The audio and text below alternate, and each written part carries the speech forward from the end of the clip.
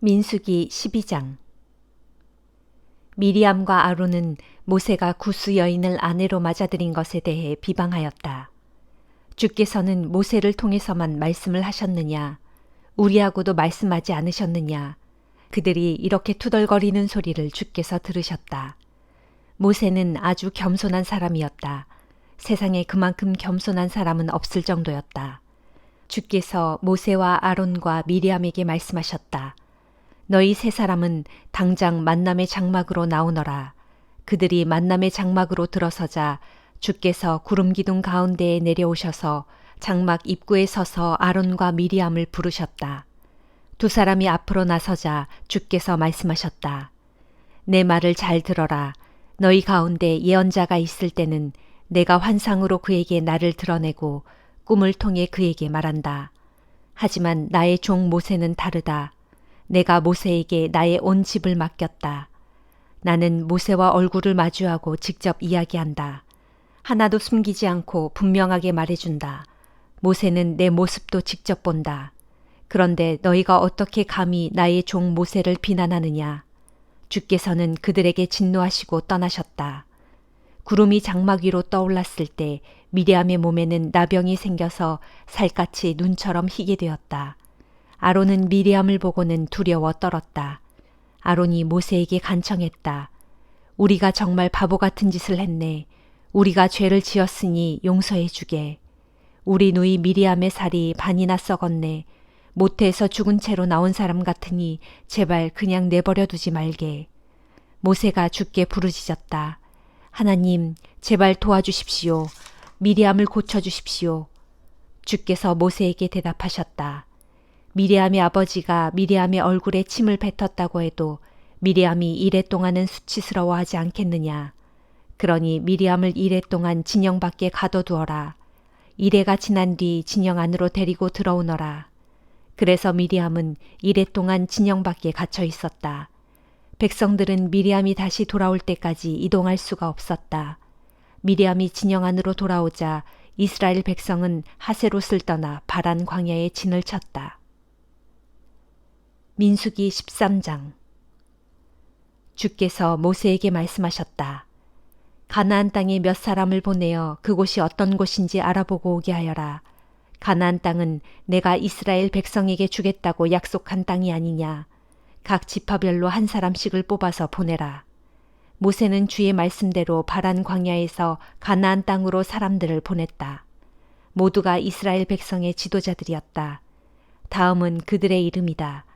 로벤 지파에서는 삭굴의 아들 삼무아, 시므온 지파에서는 호리의 아들 사밧, 유다 지파에서는 여분네의 아들 갈렙, 이사갈 지파에서는 요셉의 아들 이갈, 에브라임 지파에서는 눈의 아들 호세아, 베냐민 지파에서는 라부의 아들 발디, 스불론 지파에서는 소디의 아들 갓디엘, 요셉 지파 곧 므낫세 지파에서는 수시의 아들 갓디, 단 지파에서는 그말리의 아들 암미엘, 아셀 지파에서는 미가엘의 아들 수둘, 납달리 지파에서는 웁시의 아들 나비, 갓 지파에서는 마기의 아들 구우엘이다.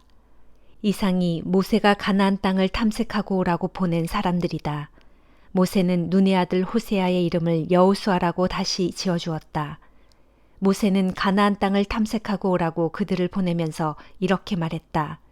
너희는 북쪽으로 올라가 가나안 땅의 남부를 거쳐서 산악지역으로 가거라. 그곳의 지형이 어떠한지 잘 살펴보고 그 땅에 사는 주민들이 강한지 약한지 주민수가 많은지 적은지 알아보아라. 그 땅이 좋은지 나쁜지 그들이 살고 있는 곳은 어떻게 생겼는지 요새화된 성읍인지 성벽이 없는 시골 마을인지 잘 살펴보아라. 땅이 어떠한지 기름진 땅인지 메마른 땅인지 나무가 많은지 적은지도 잘 살펴보아라. 돌아올 때는 잊지 말고 그 땅에서 나는 과일을 따와야 한다. 그때는 마침 포도를 처음 수확하기 시작할 무렵이었다. 그들은 가나안 땅으로 올라가 신광야에서부터 하맛 어귀의 르홉까지 샅샅이 훑어보았다. 그들은 또 가나안 남부 지역 이곳저곳을 살펴본 후 헤브론에 이르렀다. 이집트의 소안보다 7년이나 더 빨리 지어진 헤브론에는 아낙 자손인 아이만 부족, 세세 부족, 달메 부족이 살고 있었다. 그들은 에스골 골짜기로 들어가 그곳에서 포도 한 송이가 달린 가지를 베어 두 사람이 그것을 막대기에 꿰어 어깨에 메었다. 그들은 또 석류와 무화과도 땄다. 이스라엘 사람들이 그곳에서 포도송이를 땄기 때문에 그곳은 포도송이라는 뜻으로 에스골이라 불리게 되었다. 이스라엘 12 정탐꾼들은 40일 동안 가나안 땅을 탐색하고 돌아왔다. 그들은 바란 광야 가데스에 있는 모세와 아론과 이스라엘 백성에게 돌아와 자신들이 본 것을 모인 사람들에게 이야기했다. 또 그들은 따가지고 온 포도송이와 과일을 보여주었다.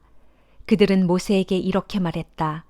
우리가 가나안 땅을 두루 살펴보았는데 정말 그 땅은 젖과 꿀이 흐르는 땅이었습니다. 이것이 그곳에서 따온 과일입니다. 하지만 그 땅에 사는 사람들은 무척 강해 보였습니다. 성읍은 요새화되어 있었고 규모가 매우 컸습니다. 안악의 자손들도 보았습니다.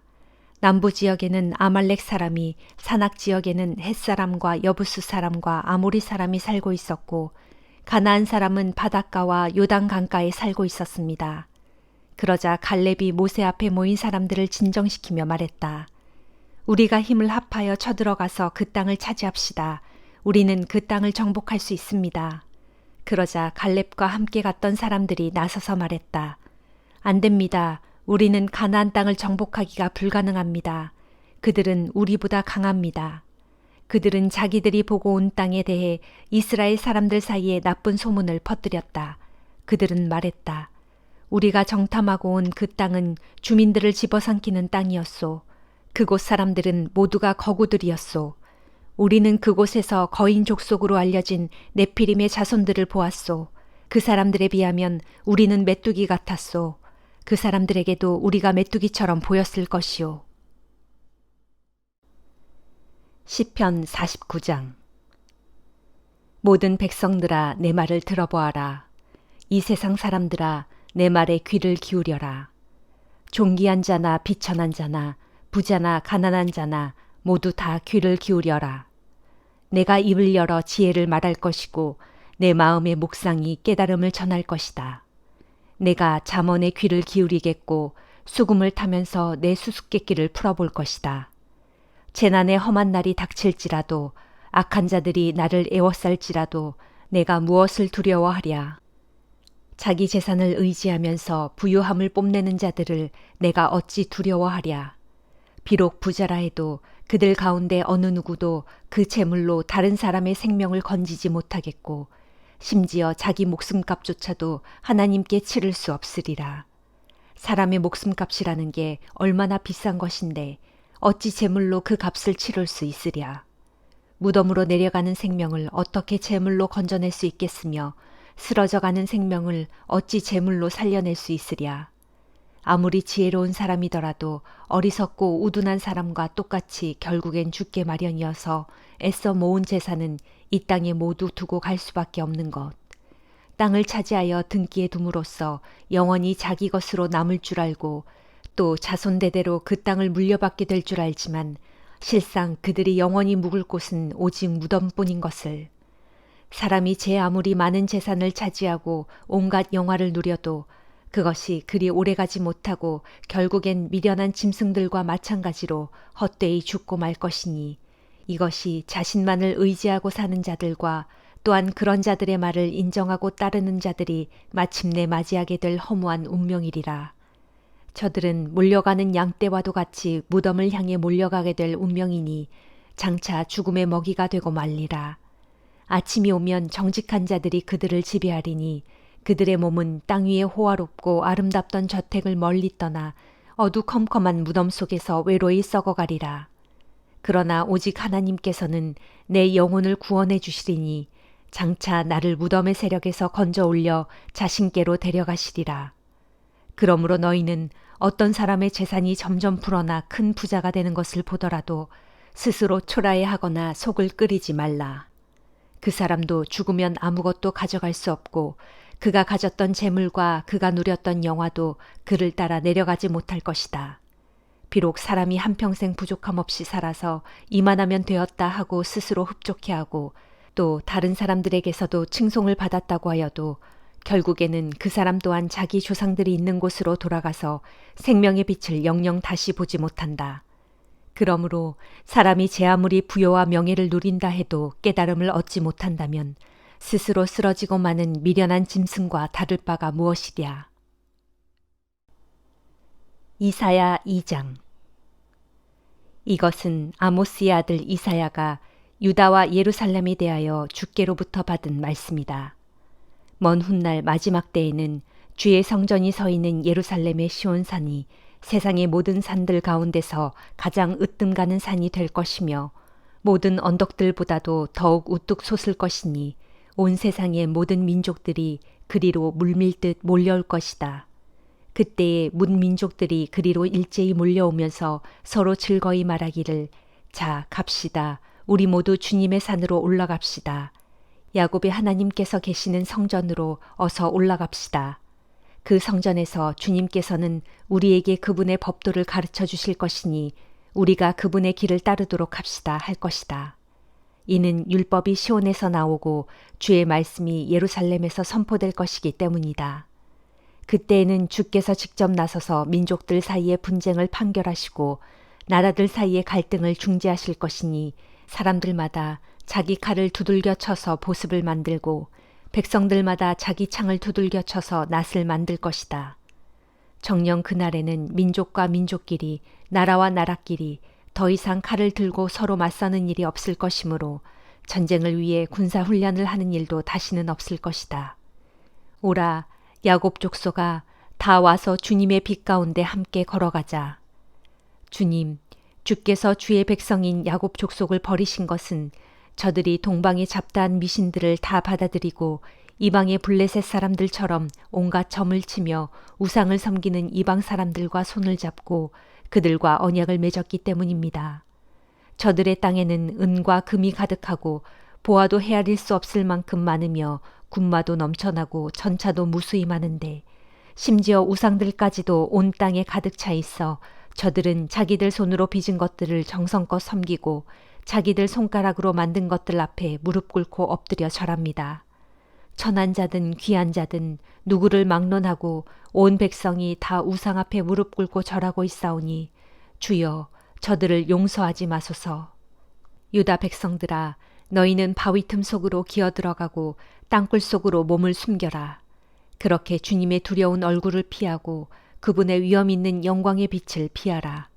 그날에는 거만하게 굴던 자의 눈초리가 맥없이 풀죽고 인간들의 거드름이 여지없이 꺾이리니 오직 주님만이 홀로 높임을 받으실 것이다. 그날은 전능하신 만군의 주께서 두려운 심판을 베푸시는 날, 모든 교만한 자들과 거만한 자들과 오만한 자들이 모조리 비천하게 되고 낮아지는 날이다.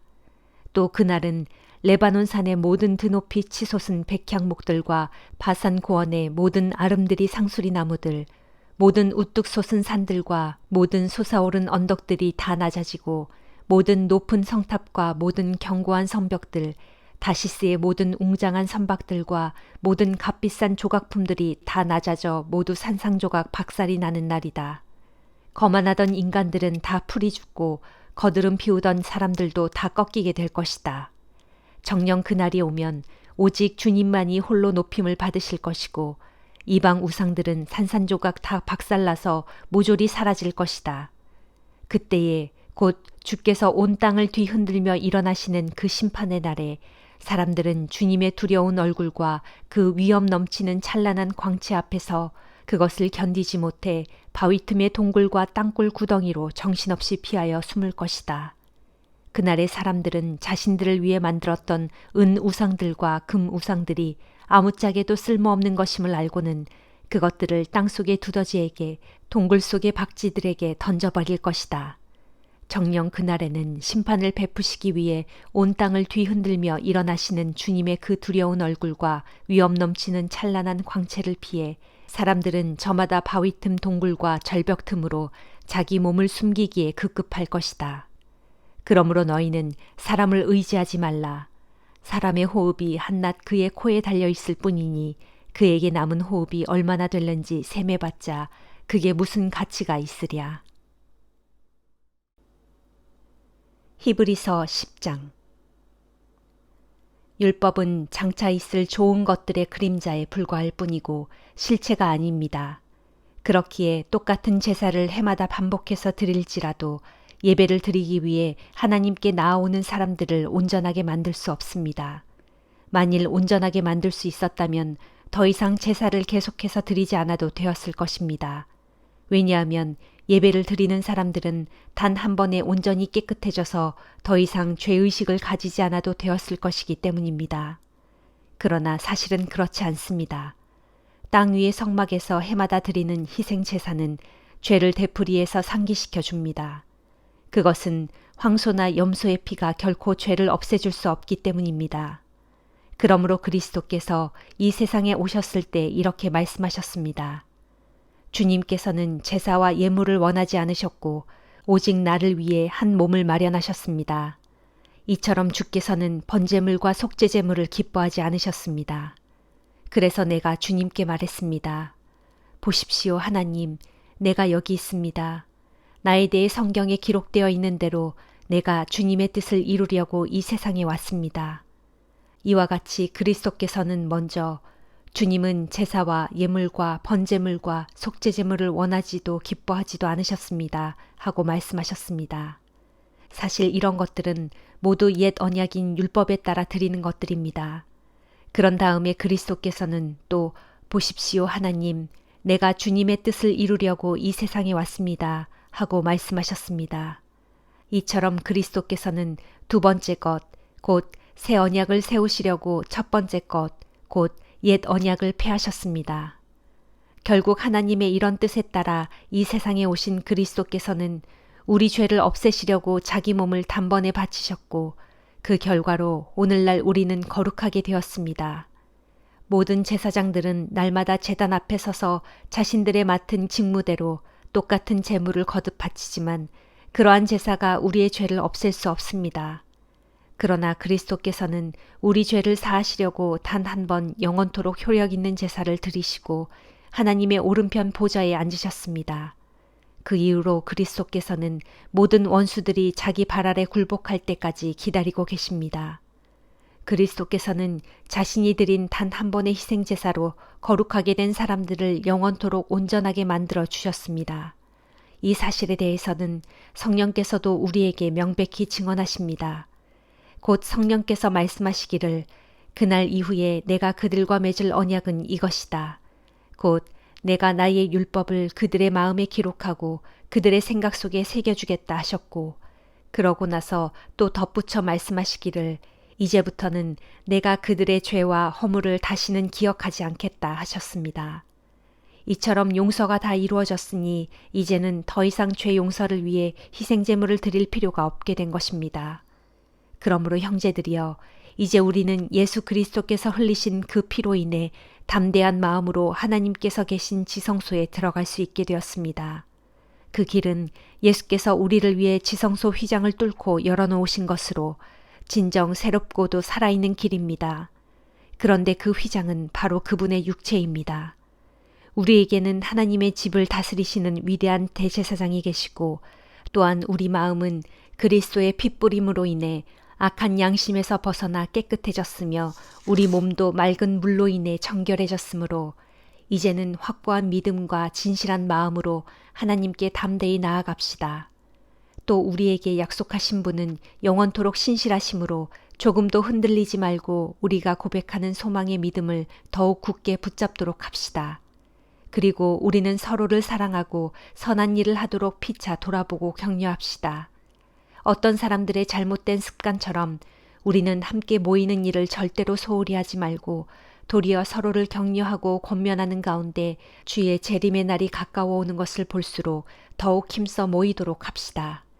만일 우리가 이 같은 진리에 대한 지식을 얻은 후에도 일부러 계속해서 죄를 짓는다면 더 이상 그 죄를 용서받을 수 있는 제사가 없습니다. 그런 사람들에게는 대적하는 자들을 모조리 불에 태워버리시는 하나님의 무서운 진노와 심판만이 기다리고 있을 따름입니다. 한번 생각해 보십시오. 옛적 모세의 율법을 어긴 자들도 두세 증인의 증언만 있으면 가차없이 사형에 처했거든 하물며 하나님의 아들을 짓밟고 자기를 거룩하게 해준 언약의 피를 부정한 것으로 여기며 은혜의 성령을 모독한 자들에게야 얼마나 더 크고 무서운 형벌이 임하겠습니까? 우리는 원수 갚는 것은 내가 할 일이니 내가 다 갚아주겠다라고 말씀하시고 또 주께서는 자기 백성을 심판하실 것이다 라고 말씀하신 분을 알고 있습니다. 이처럼 살아계신 하나님의 징벌이 손에 떨어지는 것은 정말 두려운 일입니다. 형제들이여, 여러분은 진리의 빛을 받아들인 이후에 고난 가운데서도 잘 견디면서 싸워 이겨내던 초창기 시절을 되새기십시오.